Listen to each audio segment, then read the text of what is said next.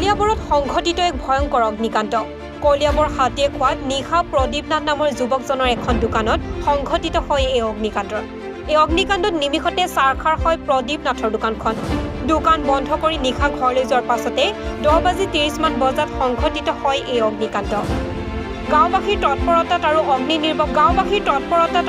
নিৰ্বাপন বাহিনী উপস্থিত হৈ জুই নুমাবলৈ সক্ষম হয় যদিও সম্পূৰ্ণৰূপে জ্বলি ছাই হৈ যায় দোকানৰ বয়বস্তু। গাঁওবাসীৰ তৎপৰতাত আৰু অগ্নি নিৰ্বাপন বাহিনী উপস্থিত হৈ জুই নুমাবলৈ সক্ষম হয় যদিও সম্পূৰ্ণৰূপে জ্বলি ছাই হৈ যায় দোকানৰ বয়বস্তু। তাতে অগ্নিকাণ্ড সংঘটিত হৈছে বুলি সন্দেহ কৰিছে দোকানীগৰাকীয়ে।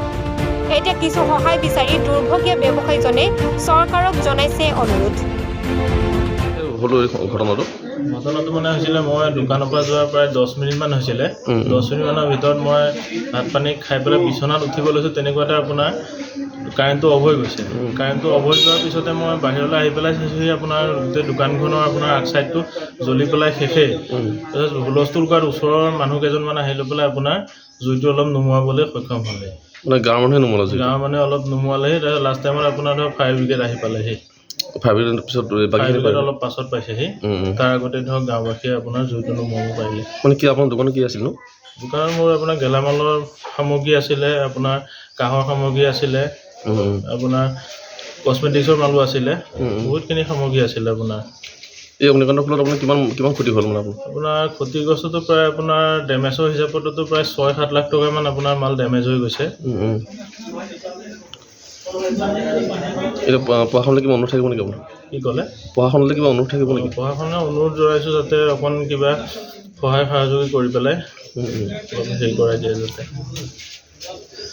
মানে ক'ৰ পৰা লাগিছে বুলি সন্দেহ হয়? মোৰ সন্দেহটোতো এতিয়ালৈকে আপোনাৰ ধৰিব পৰা নাই। ধৰক আপোনাৰ শ্বৰ্ট চাৰ্কিটো হৈ যাব পাৰে না, ধৰিব নোৱাৰি এইটো। কিহৰ পৰা সূত্ৰপাত হ'লে এইটো ধৰিব পৰা নাই মানে। ফ্ৰিজ আছিলে? ফ্ৰিজ আছিলে, ফ্ৰিজটো জ্বলি গ'ল। আপোনাৰ দুটাকে আলমাৰি জ্বলিলে। ৰাতি হৈছিলে ঘটনা? ৰাতি হৈছিলে, প্ৰায় আপোনাৰ 10:35 মানত আপোনাৰ জুই জ্বলি আছে আৰু।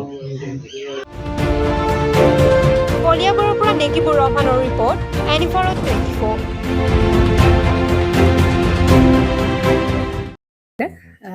জুবিন গাৰ্গৰ গীতসমূহৰ ওপৰত আধাৰিত গানে কি আনে নামৰ এটা সুন্দৰ অনুষ্ঠান আপোনালোকৰ ওচৰলৈ আহি আছে অতি শীঘ্ৰে।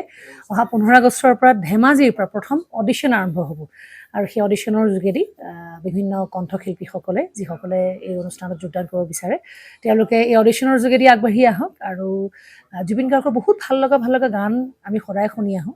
আৰু আপোনালোকৰ যদি ভাল লগা গান থাকে, জুবিন গাৰ্গৰ আপোনালোকে গাই ভাল পায়, তেন্তে অডিশ্যনত যোগদান কৰক। মোৰ ফালৰ পৰা আন্তৰিক শুভকামনা থাকিল এই সম্পূৰ্ণ অনুষ্ঠানটোলৈ।